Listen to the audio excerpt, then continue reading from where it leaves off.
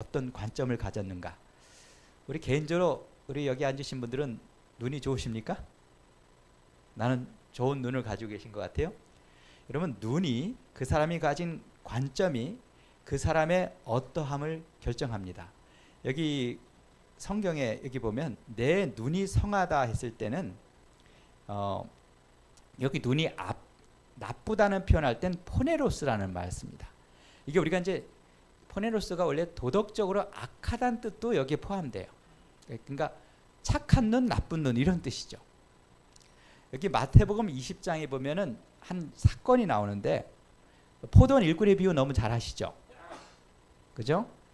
새벽부터 나와서 일한 사람에게 주인이 얼마를 줬죠? 약속한 하루치 품삯 한 데나리온을 줬어요. 그리고 이제 저녁 해지기 전 1시간 전에 와서 1시간만 일한 사람에게도 얼마 줬어요? 한 데나리온 줬죠. 이걸 새벽에 나와서 한 데나리온 받은 일꾼이 가만히 보니까 어때요?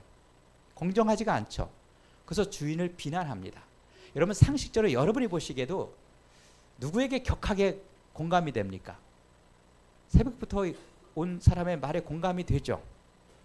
근데 주인이 잘못했습니까? 주인이 잘못한 거 있어요, 없어요? 없죠. 여러분, 주인이 여기서 나쁜 사람 같아요? 좋은 사람 같아요? 정말 좋은 사람이죠. 손해를 지금 누가 봤습니까? 주인이 봤어요. 여러분, 1시간 품삯만 줘도 되는데 주인 돈으로 하루치를 보전해 준 겁니다. 그럼 주인이 칭찬받아야 되는 순간이잖아요. 근데 오히려 주인이 뭐 받고 있죠? 비난받고 있죠. 왜? 뭐가 문제일까요? 이때 주인이 이런 얘기를 합니다. 내 것을 가지고 내 뜻대로 할 것이 아니냐. 내가 선함으로 내가 악하게 보느냐. 이런 말을 해요. 이 말이 헬러 그대로 표현하면 is your eye bad? 너희 눈이 나쁘다 했어요. Because I'm good. 그러니까 네 눈이 나쁘니까 착한 내가 어떻게 보이는 거예요? 나쁘게 보이는 거예요. 그러니까 뭐가 문제예요? 눈이 문제죠. 그래서 오늘 한번 눈을 한번 평가해 보시기 바랍니다. 누가복음 6장에 보면은 나면서부터 이 손 마른 사람의 이야기가 나와요. 여러분, 동네에 한 이런 사람이 있으면 보면 어때요? 굉장히 안타깝지 않겠어요? 근데 어느 날 이 예수님이 이 사람을 만나서 안식일에 이 사람의 이 병을 고쳐줍니다. 손 마른 병이 난 거예요. 여러분, 옆에 동네 오빠이기도 하고 뭐 이런 아저씨기도 한 이 사람의 손이 나은 걸 보면 여러분은 어떠실 것 같아요? 이걸 보면 야, 어떻게 났어? 축하해. 이런 분위기 아니겠어요? 그런데 이 광경을 봤을 때 그 당시 유대 지도자들이 어땠습니다? 그 손이 회복된지라 그 다음에 무슨 반응이에요? 노기가 가득하요. 이걸 보고 화가 나는 거예요. 이건 뭐가 문제죠? 눈이 나쁜 거죠. 여러분, 눈이 나쁘면요 좋은 일도 나쁘게 봐요. 또 한 사건이 나오죠. 예수님께서 나사로의 집에 갔을 때 너무 유명한 사건이잖아요. 예수님께서 그때 이제 자신의 죽음에 관한 얘기를 좀 언급하신 것 같아요. 그 말을 다 못 알아들었는데 알아먹은 사람이 딱 한 명이에요. 그죠? 마리아. 마리아가 그 말을 듣고 이분이 돌아가실 날이 얼마 안 남았다는 걸 알고 내가 뭘 해드릴까 하다가 너무 소중한 선물을 하나 해주고 싶은 거예요. 그래서 1년치 월급으로 산 향유 한 옥합을 깨서 그분의 발을 닦아주죠. 이 여인이 한 행동이 어때요? 너무 아름다운 행동 아닙니까? 여러분, 이런 걸 보면 감동이 와야 되잖아요. 근데 제자들이 이 광경을 보고 어떤 반응을 합니까? 분개합니다. 예수님은 이 행동을 뭐라고 했어요? 좋은 일을 했다 했습니다. 여러분, 성경을 읽어보면 특히 사복음서에 마타에 나오는 사건이 마가에도 나오고 누가에도 나오고 하는데 요한복음은 여러분 마태, 마가, 누가는 공관복음이라 해서 거의 그 어떻게 보면 그 기사가 중복되는 게 많아요.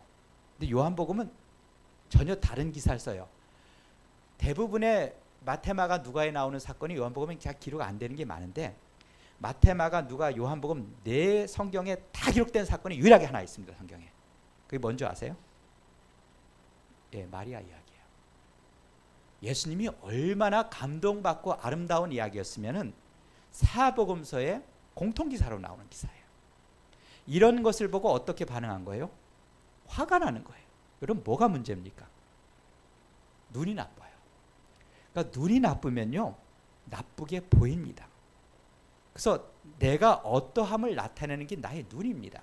성경에 보면은 선한 눈을 가진 사람은 복이 있다 했습니다. 그러니까 눈이 좋은 사람은 복이 있어요. 그런데 악한 눈이 있는 자는 음식도 같이 먹지 말라 했습니다. 그 마음의 생각이 어떠하면 그 위인도 그러했다 했어요. 그러니까 사람 됨됨이를 결정하는 게 뭐냐면 그 사람의 눈입니다. 악한 눈을 가진 사람은 어떤 사람일까요? 악한 사람이에요.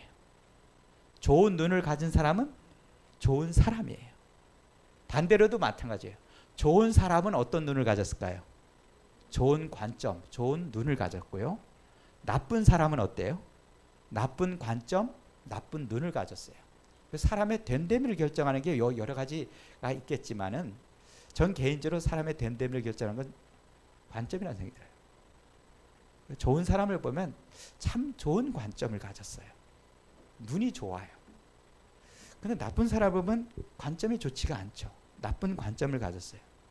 그래서 이 말이 뭐 불교에서도 많이 쓰는 말이지만 여러분 잘 많이 들으신 말일 거예요. 뭐 그때 무학대사하고 이성계하고 둘이 앉아서 얘기를 하다가 이성계가 이런 얘기 했대잖아요. 내가 보기에 대사는 돼지처럼 보여. 그러니까 무학대사가 가만히 듣더니 제가 보이기에는 전하께서 마치 그 부처님처럼 보입니다. 그러는 거예요. 그러니까 이성계가 굉장히 의아했어요. 아니 내가 좀 심한 얘기를 했으면 저기도 심한 얘기를 해야 좀 서로 이렇게 쌤쌤인데 좀 미안한 거예요. 그래서 아니 내가 그렇게 심한 말 했는데 왜 이렇게 얘기하니까 이런 얘기예요. 돼지 눈에는 돼지만 보이고요. 부처 눈에는 부처만 보인다는 얘기를 했어요. 그러니까 저는 이런 생각이 들어요. 사람의 보이는 방식이 내 존재를 나타내는 것 같아요. 그러니까 내가 돼지면 정말 돼지처럼 보이는 것 같아요. 다른 사람이. 성경의 시편에 보면 깨끗한 자에게는 주의 뭐가 보여요? 깨끗하심이 보이고 사악한 자에게는 주의 거스르심을 보인다 했어요. 그러니까 우리 그리스도인의 마음이 우리가 다 내만 같다는 표현 알죠? 내가 좀 어리숙하면 다른 사람은 다 어리숙하다고 생각해요. 그래서 그런 사람 사기 잘 당해요. 남들도 다 그렇다고 생각하거든요. 다 자기만 같은 줄 알아. 근데 사기꾼들은 잘 사기를 안 당해요. 왜요? 남들도 다 사기꾼이라고 전제하고 대하니까요. 굉장히 조심합니다.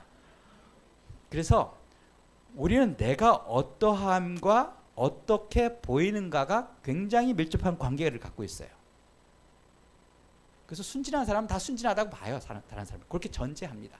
그러니까 내 관점이 나의 존재가 내 관점을 결정합니다.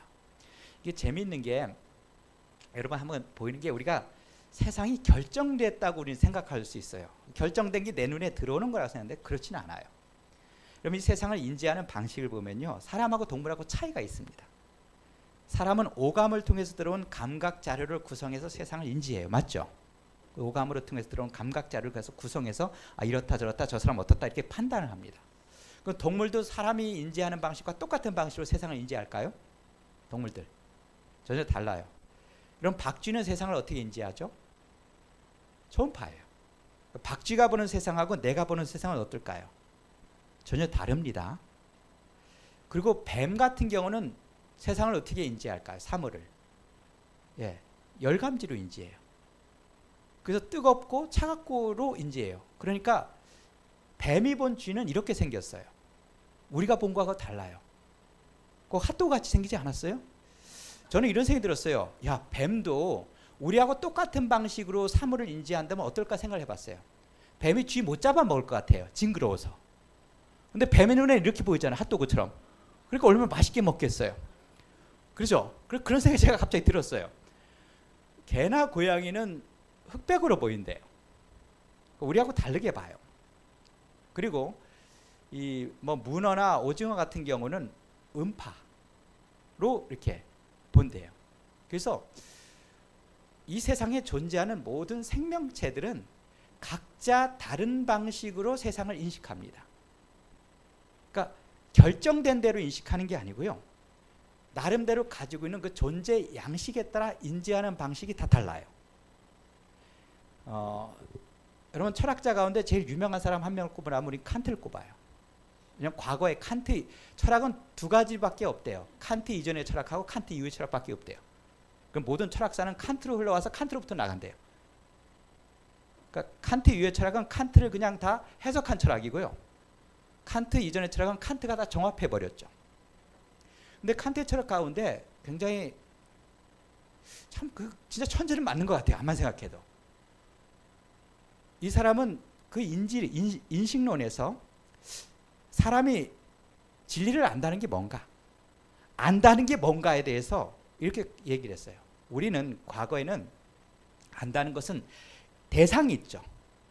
그 대상이 그냥 축 눈에 들어와서 그걸 그냥 수동적으로 인지하는 게 아는 거라고 생각했어요. 그 사과가 있고 사과가 그대로 내 눈에 들어와서 사과 이렇다고 생각했는데 아니라는 거죠.